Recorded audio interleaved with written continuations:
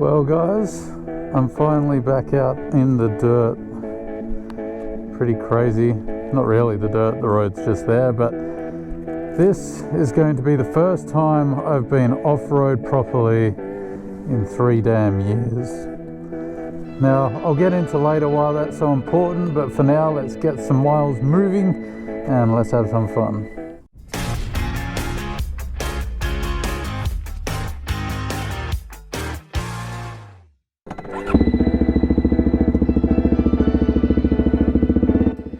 G'day guys, Solid here and welcome back to another off-road adventure. Yes, we're finally back in the dirt. So for new viewers that aren't familiar with this format, basically this is how I got started in YouTube, is by recording my off-road exploits. Now, there will be a bit of a warning for you.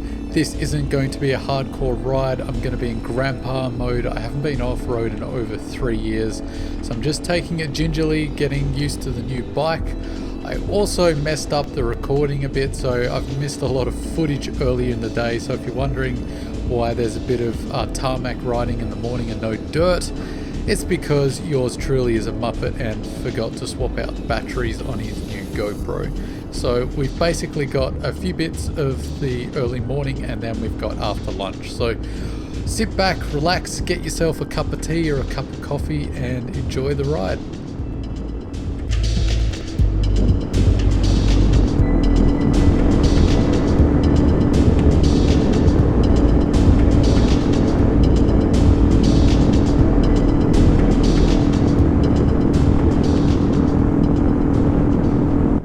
For those of you wondering where everyone else is, that is the rest of the gang. A couple of the guys are over in Tasmania at the moment having some fun, and a few of the other guys are either just busy or they're in between motorcycles at the moment. So I'm out for a solo ride by myself, which doesn't happen very often. I very rarely ride off-road by myself purely because I don't like to, just in case something happens. But you can see there I've got my GPS with the SOS device on it as well, and the riding I'm doing is super simple. It's just dirt roads, so you can see here it's nothing challenging at all. So I find myself riding by myself, which I'm actually pretty happy about, if I'm being honest, mainly because I'm so rusty. I really am still getting used to riding with MX boots again. It's been so long that a lot of stuff just feels brand new to me. So by the end of the ride I was starting to feel okay, but it is very clunky. I need to adjust the gear lever on the DRZ because my boots don't fit in. Even though I adjusted it before this ride, I'm going to have to make more room for my big fat hoofs, so I'll have to do that.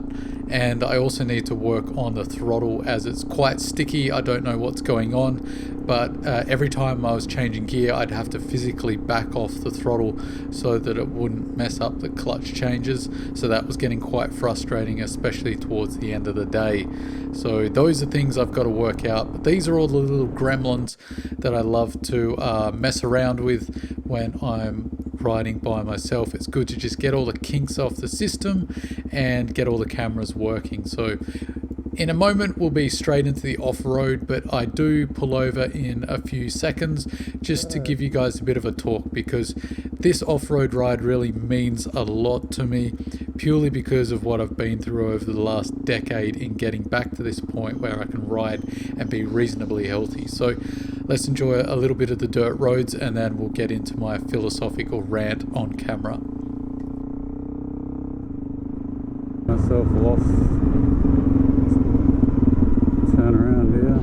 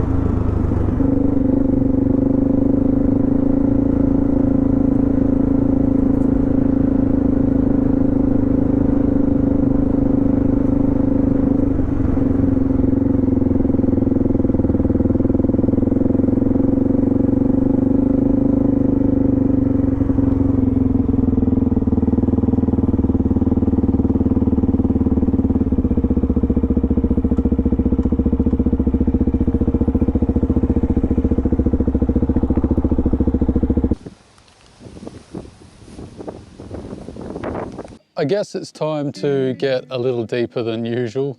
It's not something I always do, but there's been quite a few new people who have joined the channel and probably don't know my background and why this moment here on the dirt is so important to me. I might not show on my face so much, I've got a pretty flat effect, but I'll give you my journey so far to get back to where I am today. It may not seem like the biggest deal to be back out in the dirt to someone. For some people, it's just a matter of having the time. For me, it's been a whole lot more than that. So I used to be a super sport rider. I used to go to the odd track day, get my knee down, do all that kind of thing. And then one day on the way home on the freeway, I was hit by a car at 100 kilometers an hour. That's about 60 miles per hour for all the Americans watching. And that messed me up pretty good. I was in rehab and in and out of surgery for about 4 years there. And it left me with some permanent injuries, particularly my shoulder. So that was the first hurdle. I got over that. I got through all the rehab. In fact, I was riding before I finished the rehab. So the very early videos in this channel, I was actually still doing hydrotherapy and physiotherapy, but you couldn't stop me from getting back on a bike. And that's what got me into dirt, because I needed to pivot. I could no longer physically ride a super sport because it required upper body strength, and I just didn't have that anymore because I basically broke all the bones in both my arms. I've got a metal plate in my left arm holding my wrist together. It basically shattered on impact, and I tore both ligaments in my shoulder, the labral and the bicep. Took a lot to fix. That was the worst of it.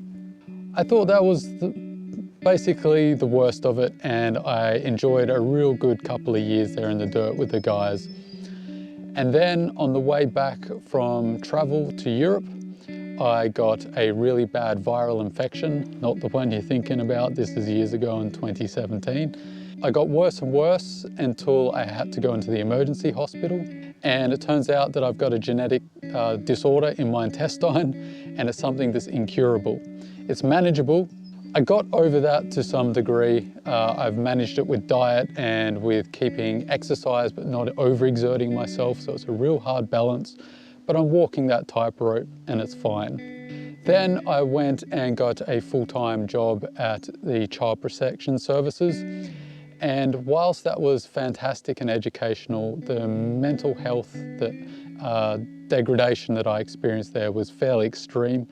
So I quit after a year because I just couldn't see myself staying there long term and watching myself turn into one of these people that just hates their life, is traumatized, has post-traumatic stress disorder and mental health problems the rest of their life just because of what we see on a daily basis. You might think it's just holding kids' hands and taking them to school. I'm going to keep it PG here, but you can let your imagination wander. That takes a mental toll on you, and I could see the long term of that. And it got me in a dark place, so in that mode, I thought I'd never ride again. Now, given this is the second time I thought I might not ever ride a bike again, the doctors told me I'd never ride when I was hit by that car. Now, I didn't listen to them the first time, and so I quit and got myself back together, and I'm back on a bike. I'm still managing another challenge as well. Because of all those injuries and all that stuff, I also now have what's called a chronic pain disorder, I think. They call it fibromyalgia. So it's basically pain in my upper arms, my forearms and my arms. It's constant. And the more I use them, the worse it gets, to the point where some days I can't hold a spoon to eat my cereal. So I've got to be very careful with how much I do and when I do it. And it's just a balancing act. So that's why moments like this, when I'm in the dirt, I'm physically feeling fine, it's a beautiful day, I don't have any pressures other than just balancing my health. I'm so thankful that I have them. That's my little speech. Hopefully that's not too much of a soppy rant. I know I don't do that often, but my wife and a lot of feedback has said you guys have wanted to get to know me a little more. So that's my story for all the newer guys that haven't been following me for a long time. For all the guys that know that story and have been following me and been encouraging me over the years, I'd just like to say a massive thank you to all you guys that have been in here for the long haul. Anyway, that's enough philosophical talk. Let's get back out on the bike and enjoy this bloody beautiful day.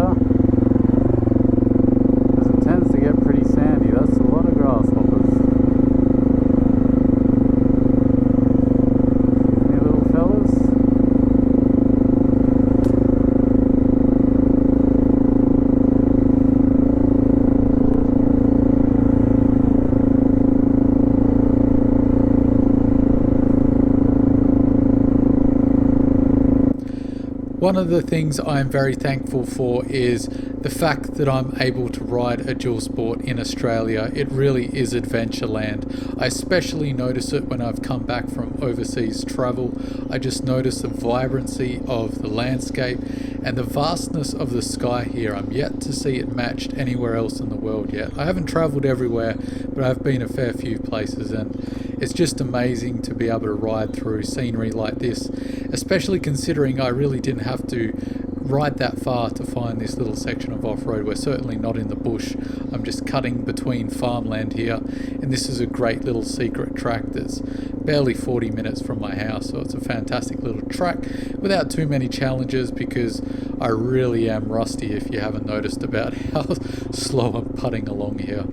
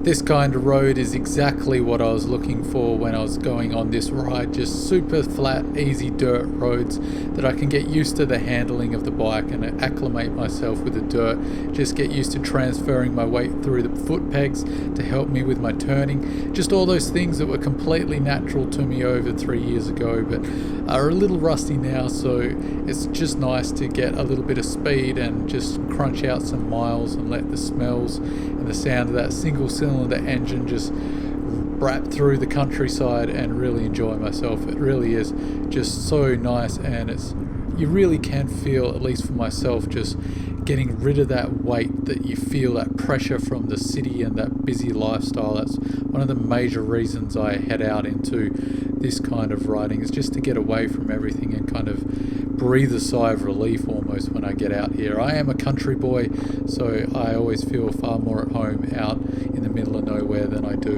in the city, with all the rushing and the stress that comes with that life. Tell you what, those grasshoppers hurt when you hit them at speed.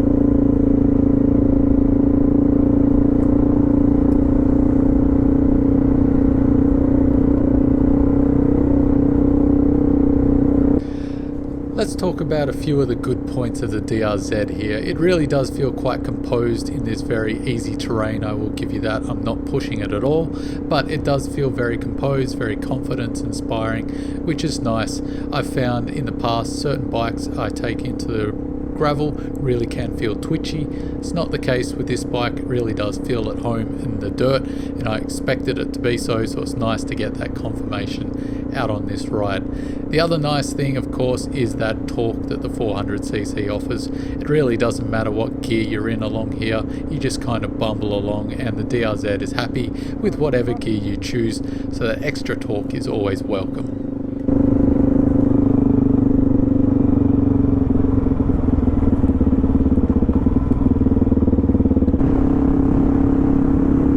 As I was saying, that the DRZ just wants to go.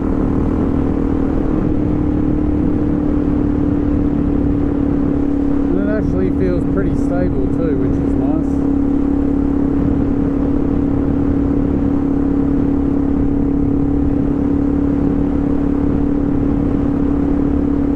So there are a couple of things that I don't like about the DRZ at the moment. One is the standing position. I just can't get comfortable. It's partly due to the foot peg placement. I feel like the foot pegs are slightly too far forward on this bike when I'm standing on them, but perhaps that is a symptom of me not having tall enough handlebars. Now, I do have risers on this bike, but it's still not quite tall enough for me. But if I was going to go any taller, I think I'd run out of room with a few of the lines on the handlebar, like the brake lines and the clutch cable, etc. So I'm kind of stuck here at being a little hunched over, and I'm not really that tall, so that's a little frustrating.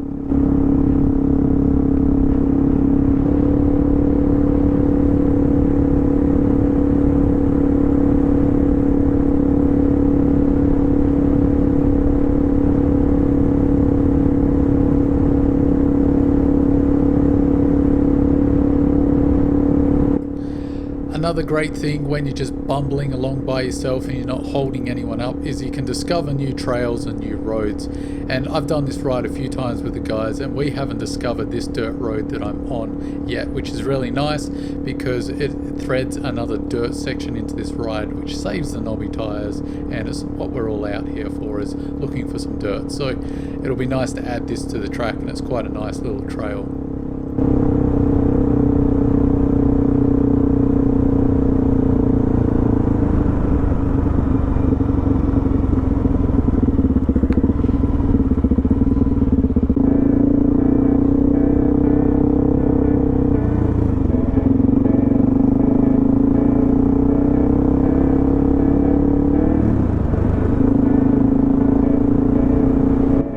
So I know this wasn't the most exciting ride of all time, but a lot of the OG guys just wanted to see me out on the dirt, so I thought I'd film this kind of little therapy session I had off-road, just decompressing after 3 years of not being able to ride. So hopefully to the OG guys you've enjoyed it, and to the new guys, hope you got something out of it. As time goes on, I'm sure I'll get into more difficult terrain and the guys will rope me into some proper off-road, and I'm really looking forward to the journey on this bike. So thanks again for sticking with me to the end, guys. As always, I've been Chronicles of Solid. Don't forget to stay shiny side up, and I'll catch you in the next video. See you later.